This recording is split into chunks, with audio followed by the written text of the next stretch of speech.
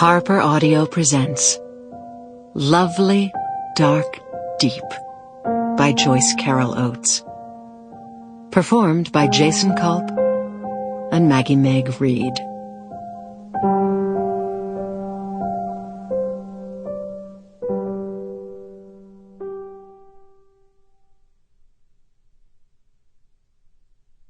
Part 1. Sex with Camel. Lots of things are overrated, like suicide. The boy laughed at his own cleverness. The grandmother, who was driving in mid-morning traffic, seemed distracted. More emphatically, the boy said, "There's like 2 competing suicide hotlines for teens in just Boondock County, USA." "Boondock County? Where's that?" "Are you kidding, Grams? Here." "Oh, here. I see. Here." The grandmother smiled, but didn't laugh. Not that the boy had made a witty remark, but it wasn't like her not to laugh at the boy's remarks, however unwitty. "At school we get email announcements all the time. If you're lonely and troubled and need someone to talk to, crisis counselors are waiting for your call, which will be held in the strictest confidence. There's a new one. Do you feel safe in your home?" The boy laughed. "Well, do you?"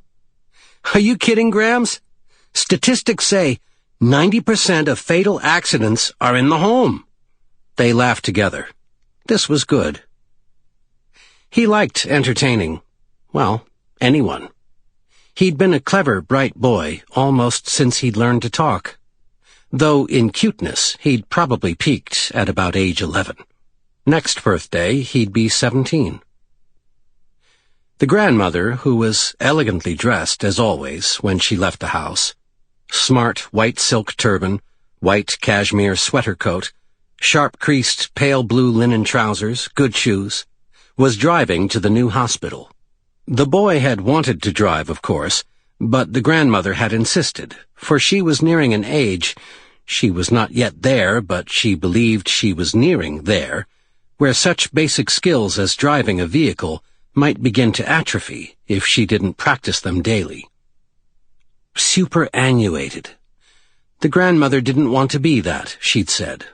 The boy had been impressed with the word, which he'd appropriated as one of his own. As a young boy, he'd collected words. Zygote, parallax, exsanguination were examples. Now, superannuated. This morning's drive was something of an adventure. The new hospital was, according to the Google map, which the boy had printed out, 6.7 miles farther from their house than the old hospital. They'd worn out the old hospital. It was time for the new hospital, which had just opened the previous week, on the far side of a rushing 6-lane state highway. Suicide is like some kind of dumb hobby. 99% of suicides are mistakes. The person hadn't actually intended to kill himself. And why are we talking about this? The grandmother, who'd been an administrator in a small liberal arts college in a former lifetime, spoke with an air of bemused disbelief.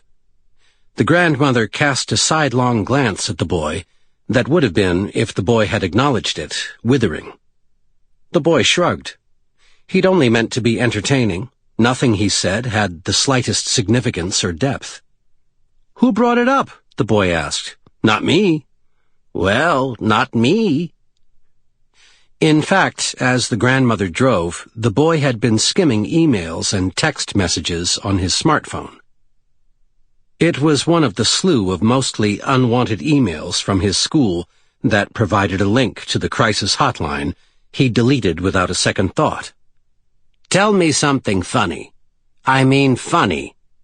There's this kid accompanying his Grams for something to do on this perfect autumn day when he could be hiking in Peace River Canyon with his friends or alone with his Nike D200. Sample complete. Ready to continue?